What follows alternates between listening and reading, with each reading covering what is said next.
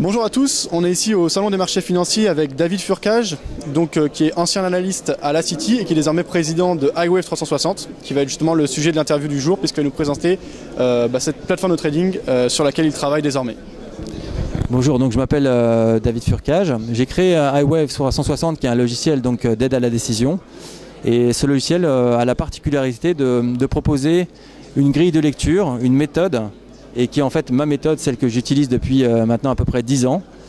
Et c'est un avantage important puisque autant certains logiciels présentent N méthodes, donc on ne sait pas si l'une des méthodes entre elles est intéressante ou non.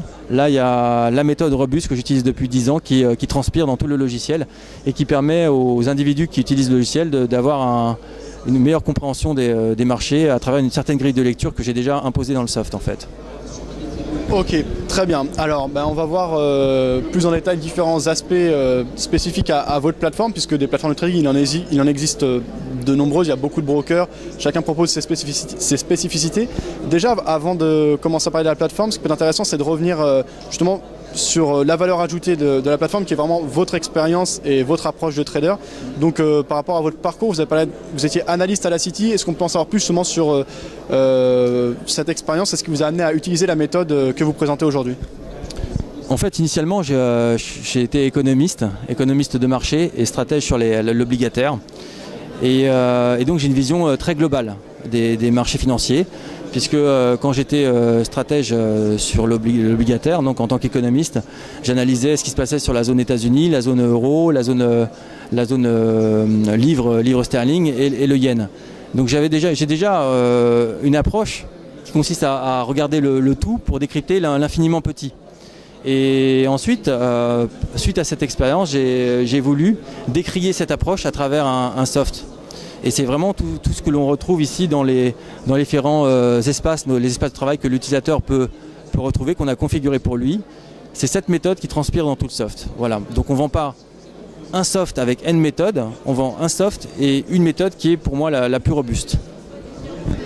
Ok, très bien. Alors plus précisément, cette méthode, on en a rapidement parlé tout à l'heure. Donc en gros, c'est partir de loin, cibler ensuite des marchés et cibler et filtrer de manière de plus en plus spécifique vers la sélection d'un titre, d'un produit qui va être le plus à même de répondre aux critères de trading. C'est ça? Oui, c'est exactement ça. Alors pour le marché d'actions, la méthode consiste d'abord à voir le mouvement général des indices, des principaux indices. On peut prendre les indices européens ou les indices américains. Essayer de déterminer la tendance haussière, baissière ou neutre. Et ensuite, on passe à l'analyse sectorielle, qui est rapidement utilisable dans le soft. Il n'y a pas besoin d'analyser au microscope, tout est devant les yeux. Et suite à cette analyse sectorielle, on peut déterminer quels sont les secteurs qui sont surperformants ou sous-performants.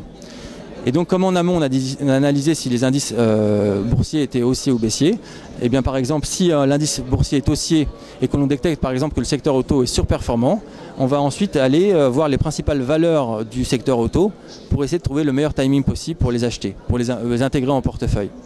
Mais toute cette méthode est prête à l'emploi déjà dans le logiciel. Il n'y a pas besoin, l'utilisateur peut directement utiliser les espaces qu'on a configurés pour lui pour utiliser cette méthode. En gros, il a juste presque à se laisser guider. En revanche, pour déterminer le timing sur le titre en particulier, c'est quand même à lui de faire le travail. Mais on l'a mené déjà à un titre qui, si il prend un trade sur ce titre, lui permettrait de dégager une espérance de gain assez élevée avec une probabilité de succès intéressante.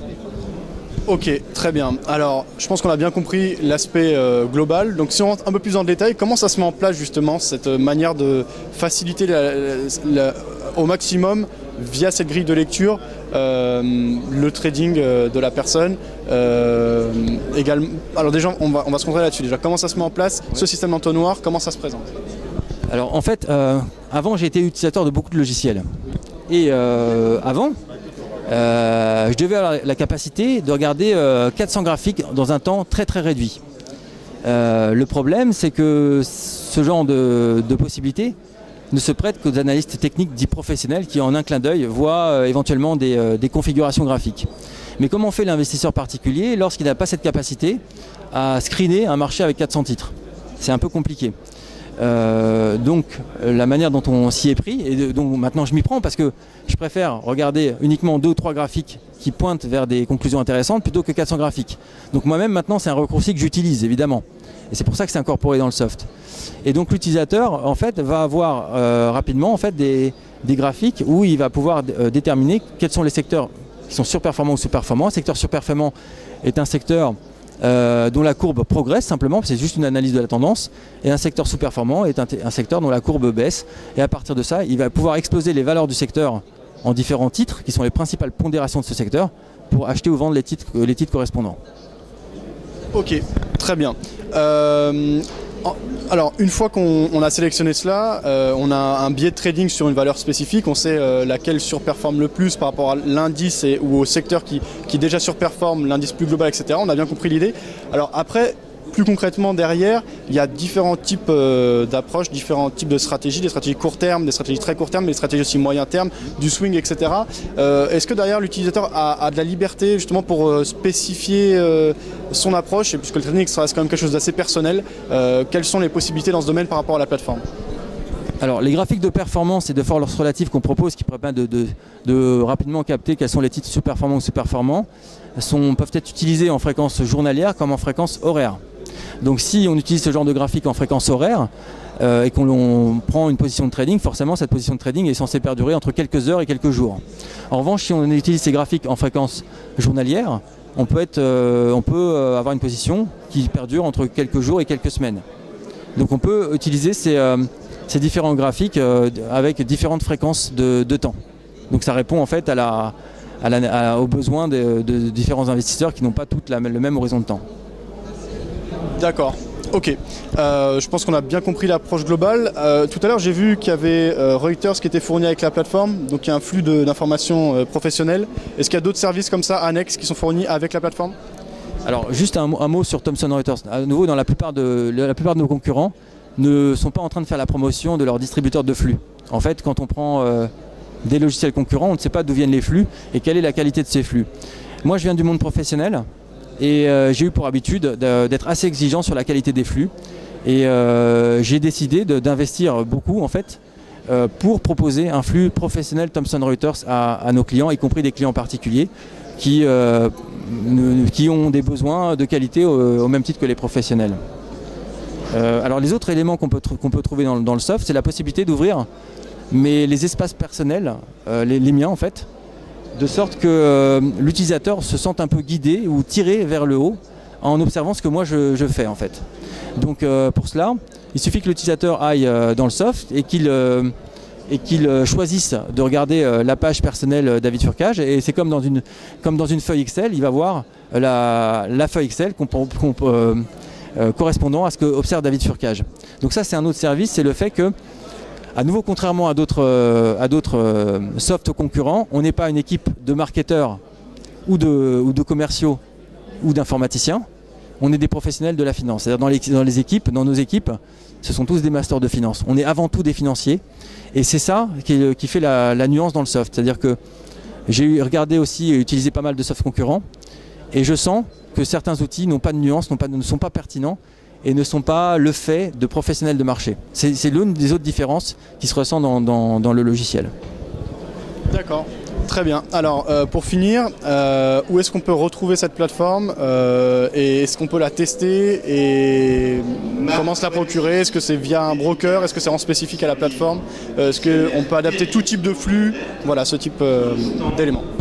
Alors on retrouve la plateforme sur le site iWave360.com. Voilà. Et c'était quoi l'autre question déjà?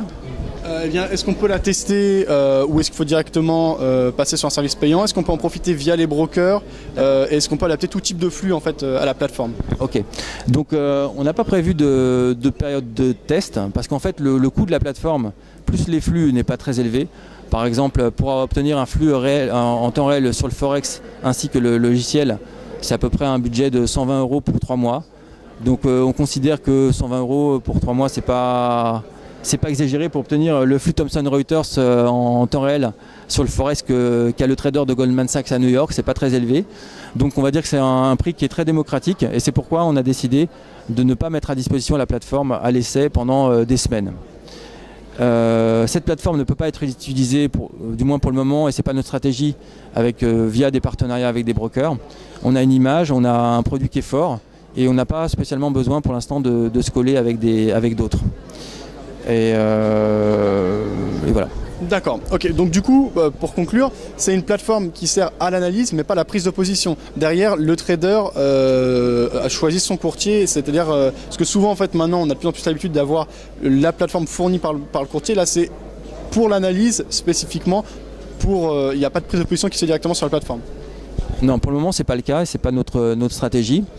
Et concernant justement les plateformes brokers, ce sont des plateformes intéressantes pour initier des positions, acheter et vendre et puis voir les carnets d'ordre, voir comment le marché évolue et comprendre la structure du marché. Cependant, les plateformes brokers sont extrêmement limitées en termes de compréhension globale du marché. Donc nous, ce qu'on propose, c'est qu'avec iWave, vous pouvez mener une analyse extrêmement fine de la situation sur le marché pour déterminer quels sont les titres qui ont le meilleur potentiel de gain. Et ensuite, vous pouvez aller sur n'importe quelle plateforme broker de manière libre et acheter et vendre comme on le souhaite. Très bien. Bien, merci beaucoup David Furcage pour ces réponses. Et donc pour plus d'informations, rendez-vous sur le site iwave360.com. Alors, on reprend juste parce qu'on a oublié d'aborder deux éléments avec David Furcage. Donc, je vais vous laisser les expliquer, ces deux éléments. Ok, donc il y a un élément de l'ordre de la technologie qu'on a utilisé. Notre logiciel, donc iWave 360, s'utilise à partir de n'importe quel ordinateur connecté à Internet, que ce soit un Mac ou un PC. Ce qu'il faut savoir, c'est que la plupart des ordinateurs, des concurrents, soit par certains brokers ou concurrents logiciels, on ne peut utiliser le logiciel que sur une unité centrale qui est à la maison et le plus souvent un PC. Avec iWave 360, on peut, si on a le temps quelque part, se loguer à partir de n'importe quel ordinateur, qui soit Mac ou PC, et retrouver ses configurations et analyser le marché. Donc en gros, on s'ennuie le dimanche chez sa belle-mère, on peut toujours ouvrir son ordinateur quel qu'il soit, et se connecter et regarder un peu regarder la structure des marchés pour avoir une idée de ce qui va se passer la semaine prochaine par exemple. Voilà. Donc en termes d'ergonomie, on a fait beaucoup d'efforts et notre techno nous permet d'avoir un avantage concurrentiel important par rapport à d'autres concurrents pour lesquels finalement il faut se balader avec son ordinateur, parfois un ordinateur unité centrale lourde, pour pouvoir accéder à son logiciel. Ok. Et oui, donc en fait c'était via cet aspect qu'on peut avoir accès à la plateforme également via Mac, ce qui est assez spécifique puisque oui, les autres plateformes en général sont plutôt spécifiques à Windows. Oui, tout à fait. Moi je vois une nouvelle génération d'individus, puisque notamment des jeunes qui sont devant moi lorsque je donne des cours dans certains masters. Et 90% des gars possèdent des Mac. Dans 90% des cas, ils possèdent des Mac. Donc là, ça pose pas de problème. Là, on est connectés tous sur des Mac dans ce salon. On aurait pu amener des ordinateurs sous PC et ça aurait fonctionné de la même manière. Et je trouve que c'est un avantage important, puisque pourquoi ne pouvoir utiliser que son soft, parce que sous Windows, c'est un peu embêtant quand même. Donc ça ne laisse pas la liberté de pouvoir acheter un ordinateur Apple et pouvoir continuer ses analyses tranquillement sur les marchés en fait. Ok, très bien. Merci pour ces compléments de réponse, David. Et